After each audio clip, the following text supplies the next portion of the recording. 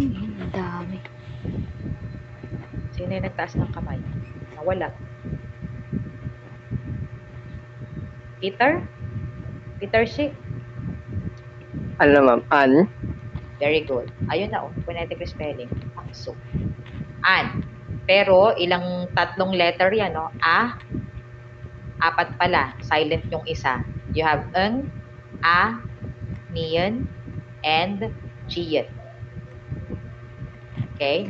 This is silent kasi nasa unahan siya ng vowel, and also this one is silent. So, ito lang ang binabasa nyo, itong dalawa. An.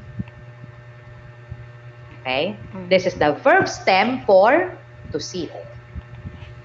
The complete word, the dictionary form is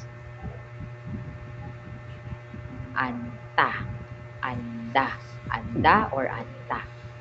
Okay, to sit. So pag bumisita ka, may bisita ka, 'di ba? Usually anong ginagawa natin sa bisita? Hindi naman natin pinapalayas, 'di ba? Because that is rude. So papaupuin natin, 'di ba? Anja. Pag casual, anja. Pag polite, anjayo. Anjayo. Habang nagmumustra ka sa upuan. Anjayo. Ibig sabihin, please sit down. Do you get me? May please kasi yung yonyo, yun yung effect nun. Magalang kasi. Okay? Majayo? Do you agree na magalang? Majayo? Okay. Ne. Samnida? Oh. Basa. An. Op. An. Op. Basa. Here ko yung volunteer. An. An. Volunteer. Ayan na, babasahin. Nasa loob na ng slash. Di maano siya. Ma'am, op. Off. Okay? This is the stem of opta. To not have. Ito yung sinasabi niyo, opsoyo, sunsenyim. Wala po. Sunsenyim. Wala po, teacher.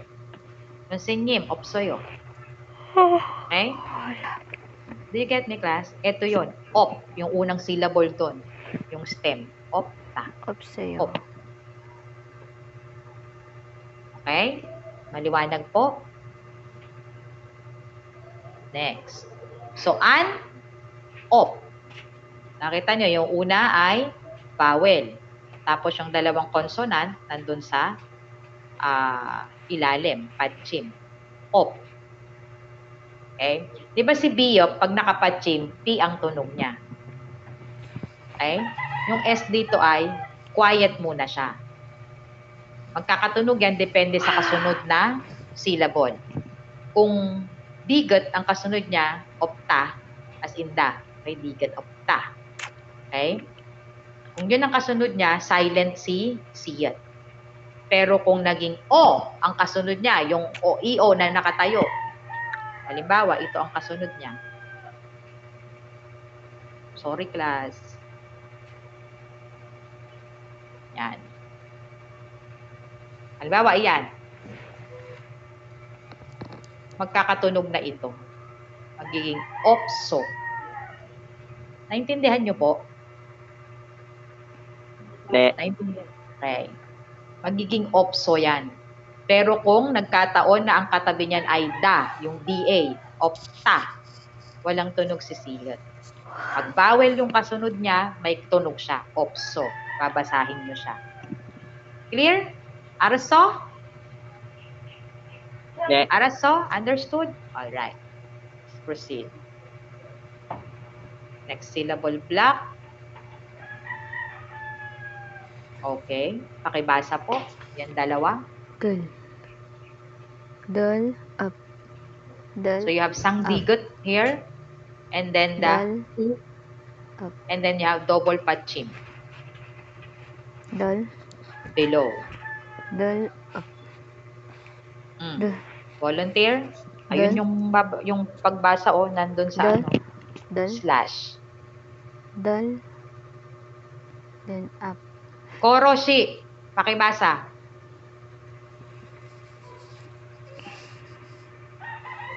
Dal. Dal. Koro si. See, Dal. ibig sabihin, naka-in lang ang kanyang phone, pero si Koro wala. Dal. Malamang may Dal. customer Dal. sa Mauricio. Pupuntahan kita dyan, Koro si, Dal. sa Mauro's Place.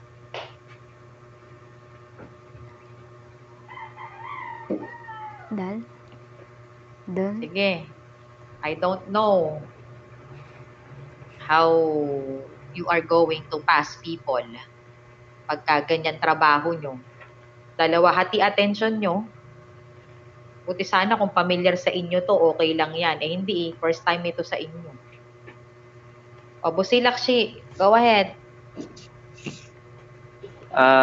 Dal and up. Hindi dal. Bakit Dal. dal? May aba dito? Oh, nag-i-English ka. Ang tunog mo dun sa... Mas malapit siya sa Tagalog lagi eh. Ayan na nga oh, nilagay ko na yung vowel dun oh. Basa. Naiya kayo pronounce. Ay, mas nakakahiya pag bumagsak, 'di ba? Dal. Dal. Go. Dal. Tagalog, Tagalog. Dal. Tagalog ang pagbasa. Dal. Dal. Ay, bakit dal? English talaga siya. Dul. Babalantin na lang. Di maano siya. Ma'am, try ko lang po. Yung first po is dul. Then Dul. yung next po is up. Up. Dul. Dul. Up.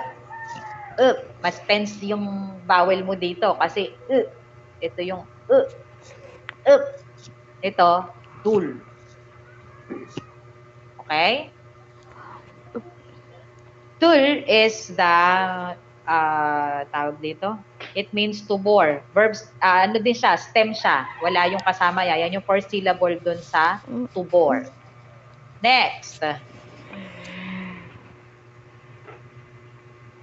Yan. Ito yung naririnig nyo lagi. Pag may nakita, may masama ang pakiramdam, or may umiiyak, or may nadapa, lalapit ka, tatanungin mo, okay ka lang? When. Okay ka lang ba? Ito yun. Kwentsa na? Kwentsa nayo? Casual form is kwentsa na? Polite form is kwentsa nayo? Okay ka lang ba? Are you okay? Yun yun. Kwentsa na. Lagi nyo naririnig to sa ano, di ba? Sa K-drama. Ang kulang lang dyan ay yung kasunod. Ayo. Kwentsa nayo?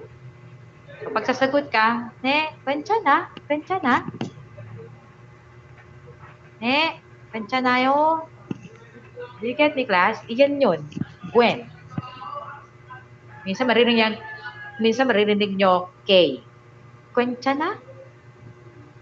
Okay? Araso? Maliwanag po? Ne. Hey. Ilgoyo. Ay, sorry. Please read the first word. The first Korean word. Anyone? First Korean word. Volunteer. Yes, Belana she. Try po, ma'am. Yes. Next. Hanseng. Bakit hang? Han. Or bakit han ba ito? Is this neon? Ma'am, giyok pala yan. Okay. Oh, Ha- sige, go. Hakseng. Very good. Hakseng. So, what is this Korean word? Word na ito. Tingnan nyo, pareho ang height, pareho ang width, parehong tatlo ang letter sa bawat syllable. Hakseng. This is a Korean word for ito kayo. Student. Very good. Next word. Anyone who would like to try?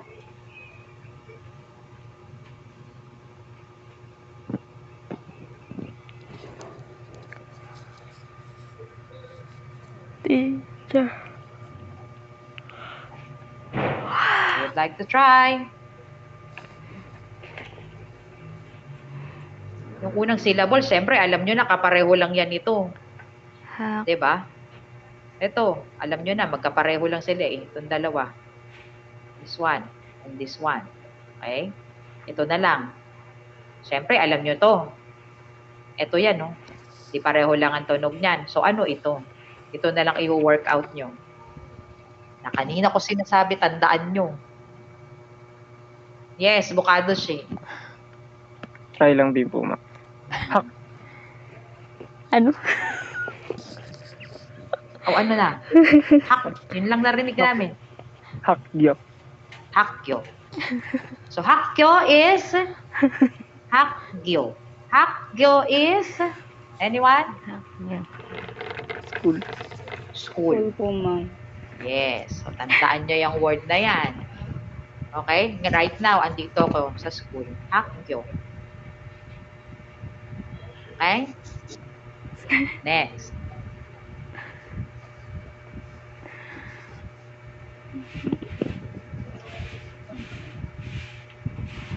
Sa Tagalog, ito ay talaga. Talaga? Really? Anong basa dyan? Casual to, no? Talaga? Really? Sa English, really? Basa.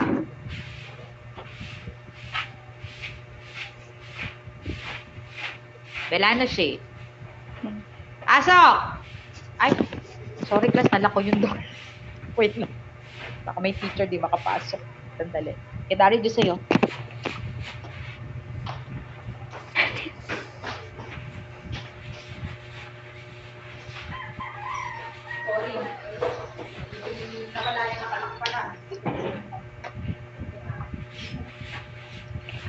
All right, class.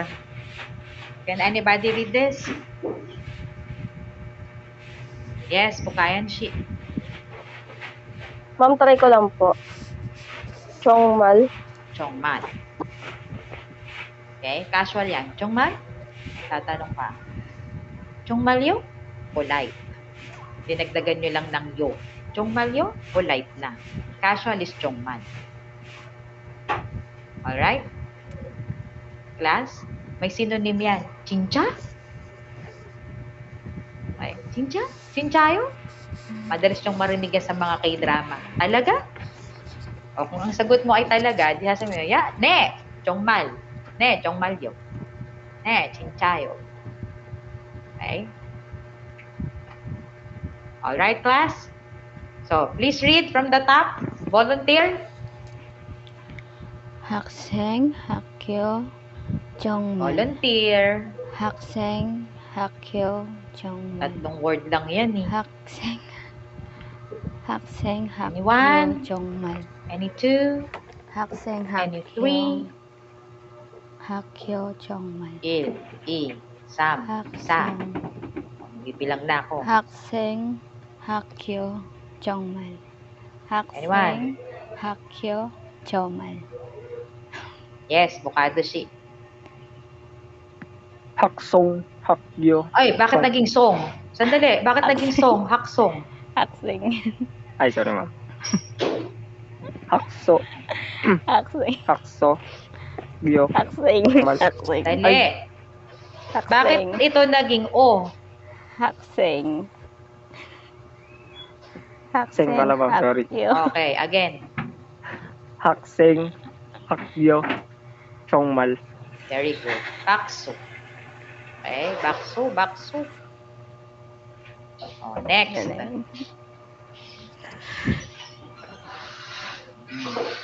Kasa. Yan, mga dictionary form na yung nakikita nyo. So, you have here, quiet ito. Si B. Chalda. Okay? Quiet si S dito. Opta. Chalta, opta, nolda. Okay? O, basa. Chalta, opta, nolda. Would like to try. Yung Patchim rules nasa module ninyo. Pakibasa po. Tapos may mga example dun. Ang daming example. Okay?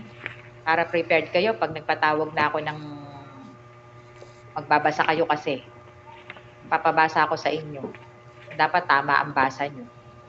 So, para makabasa kayo ng Hangul, dapat kabisado nyo na yan. Yung mga letters at vowels. Mga consonants and vowels. Oh. Salta is the dictionary form